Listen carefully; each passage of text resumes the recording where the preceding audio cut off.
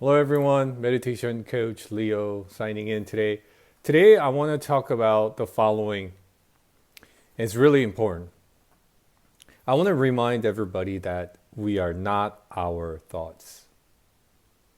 So, what I mean by that is a lot of times when you have troublesome thoughts, negative thoughts, something that is constantly bothering you, you're under a lot of stress.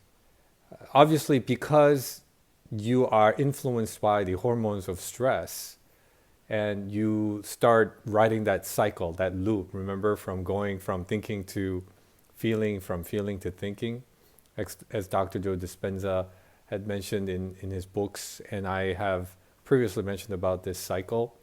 So when that happens, it's very difficult for you to become aware or conscious and break that chain, because in a way you are addicted to those feelings and those thoughts, namely the chemicals that your cells are absorbing. Just like alcohol, just like tobacco, or any other uh, things that you take advantage of. You have to keep in mind, um, you can get addicted to those things because your cells are exposed to those uh, agents or those chemicals. So now we're not our thoughts, but because we are so deeply, we think that we're identified with the ego. Again, this is the role of the ego. Whatever bothers you, per se, if you really delve into it, it's not that those things, whatever happens in the outside world, or whatever the memory or trauma that you have in your memory, and you are having a hard time letting the past go, right? It's not really you, the conscious being, that's being bothered, but it's the ego that's being attacked. So that's why, because your ego has to defend itself, it has to resist. It has to, because, and through the resistance, that's where stress comes in, because stress response gets triggered when there's a resistance within you, namely the ego. So, when you are so identified with certain thoughts, you think that is your reality, and you also think that that's who you are. You so wholeheartedly believe that is you. But technically speaking, that is not you.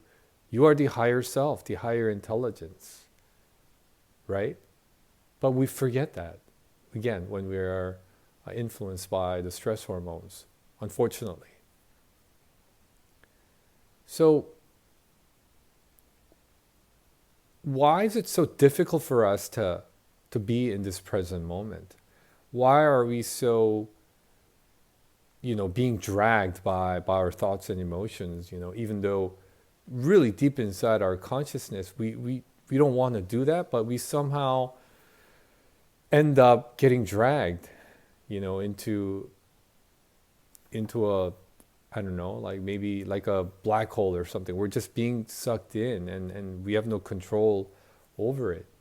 So how can we regain that balance or the control? And the only way really is to strengthen your awareness muscles, which is your consciousness muscles. So let me go over the facts here really quick. Fact number one is you're not your thoughts. You're something higher than that.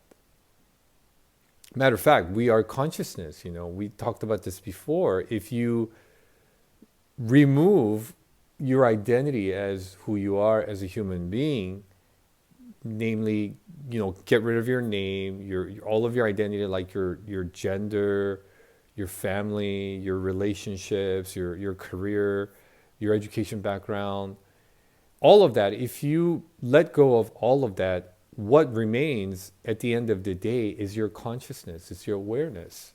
And that is your soul, and that is your higher intelligence, and that is what keeps your heartbeat beating. That's what digests your food.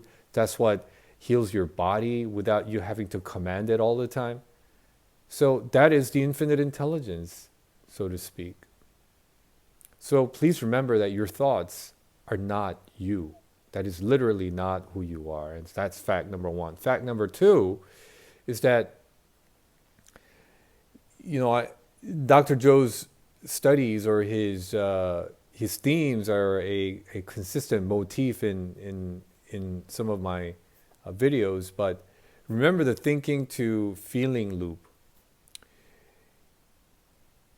It creates it, and when you become addicted to this cycle, the anxiety will create resistance, and you will be in a defensive mode.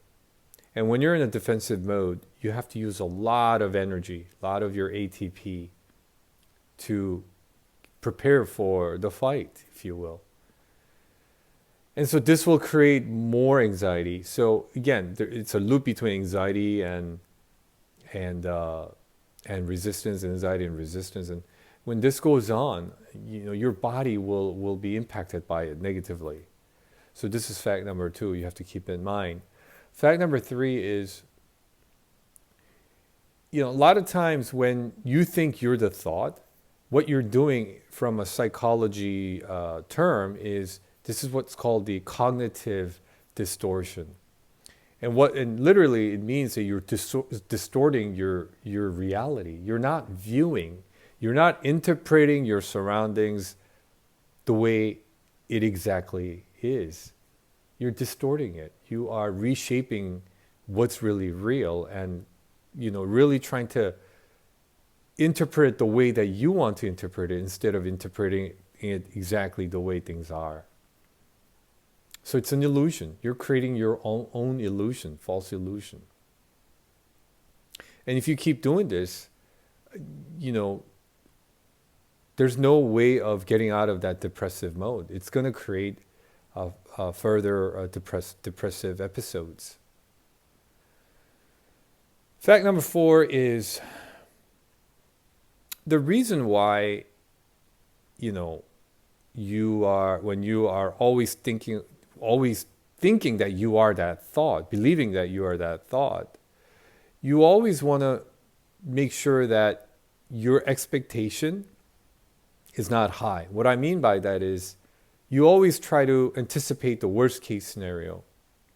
So for example, let's say you have a very important job interview that you're about to attend.